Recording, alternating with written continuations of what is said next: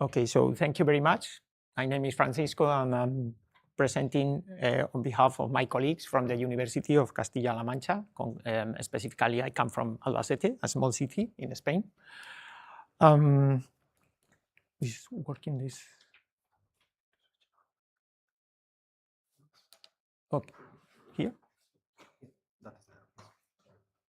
Okay, so we have been developing in our these last years thermal sensor system, 3D thermal sensor systems for buildings. So now in this work, we will summarize what we are proposing is to create these digital as-is twin models in an Openbim environment. So this consists on the integration of dense temperature information into this Openbim, like IFC-based building models. So for this, we are using two inputs. First, our thermal point cloud, which is what we have been developing during these years, and then a semantically structured IFC model. Okay. So our contribution represent, or we try to make an advancement in the integration of this thermal model within the BIM environment. And then we have been implementing an application to make this more accessible to the AEC system or the stakeholders. So the result will be IFC thermal models that can be used by different professionals, enabling the continuous or detailed analysis of building thermal behavior. So our methodology is based in three phases. First one, we will capture the thermal point cloud or through our mobile platform. Then we will build the IFC file or the BIM model. This could be done from the same point cloud, or as we will see in our case study, from a different professional. And then we will merge this information in a specific IFC file with temperature information incorporated. So I will explain, or I will detail the steps and the different tools that we have been using during this phase. But the case study that we were trying to validate this methodology was a big building, an industrial building, which is part of the stock of our university. It's a traditional building, a warehouse that is going to be an educational space. So we were interested also in contrast have information about the thermal behavior of this type of buildings that have a big height, and they have grading of temperatures during the bottom part and the upper part, especially in summer weather. And it's a traditional construction about masonry, with masonry, but insulated walls. So we can see with this also big glazing in the walls and the roof, the different behavior of the temperature around the space. Okay, so on the first phase, as we have said, we produce our thermal point cloud with a mobile sensor platform, and we get the RGB point cloud, but also the thermal point cloud, which is, as I have said, a sensor system we have been developed in previous projects. These are the data of the scanning we have done for the whole space with different thermal scans that we merge in a reduced and regularized point cloud with about 1 million points, and the accuracy we have is about 0.3 Celsius degrees. So we developed this application just to for non-specialized professionals to navigate and to consult. It's a MATLAB programmed auto-executable program that you can use to navigate into the point cloud, and then also just to check the properties of each point to see the temperature, and of course to see it in a more friendly way to change to the thermal point cloud and see also the whole thermal point cloud and see how have a whole vision of the whole space.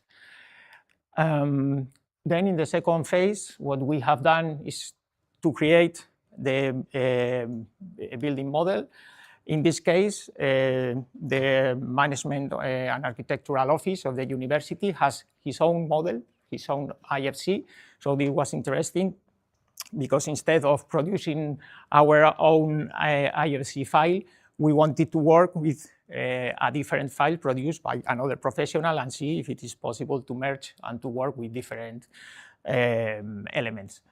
It was also a file with a lot of IFC elements, so we wanted to try how automatically we could do this process. And in the third phase, what we are doing is just to merge the information and to produce a final model with the information of the temperature incorporated as a property in the IFC file. So this part, which is the one where our research is more focusing, it's about also different steps. First one, we have to produce from the IFC model, or we have to align the IFC model with the thermal point cloud. So we do this by an iterative closest point algorithm. And sorry. So here you can see how the alignment is done. We first extract the coordinates of the IFC file elements and the centroid of these elements, and then we align it with the registered thermal point cloud. And then we have to assign the temperature to these points, the centroids of the different elements. We do this by nearest neighbor algorithm, or using a nearest neighbor algorithm.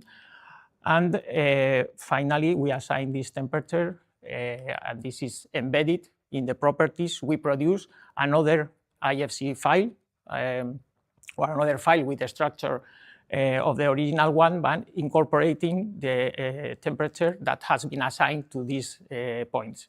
So you can see in a normal visualizer like Beam Vision or whatever, the element and the property that appears. But also this is difficult to, or it's not very practical, so we also developed a new tool or another acceptable tool where you can also see this new IFC file, but with the properties incorporated and navigating in the model and consult the data, but also see in a more friendly way the whole picture of the space. So we think that though we have presented some improvements in these digital thermal twin models, there is still room for more improvements, like increasing the robustness of the point cloud registration, which have been problematic, or integrating indoor and outdoor thermal models. We have worked only with interior models or indoor models, or even developing more intuitive user interfaces like the ones we have been developing. So as a conclusion, we think this is a structured and reproducible methodology for enhancing these standards of beam models with temperature values. In practice, it's more reliable to start from a manual produced IFC model like the case study we have presented, though there are still a lot of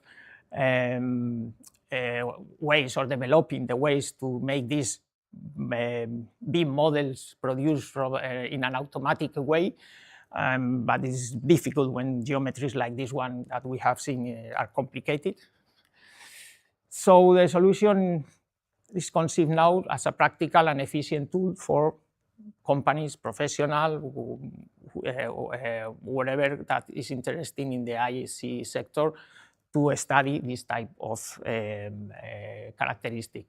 And it's a bridge between sensing technologies and the established beam professional practice.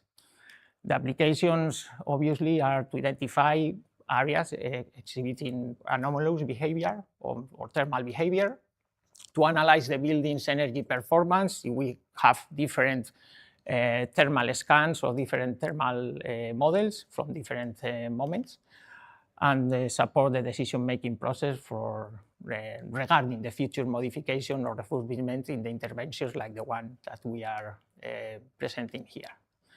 So thanks.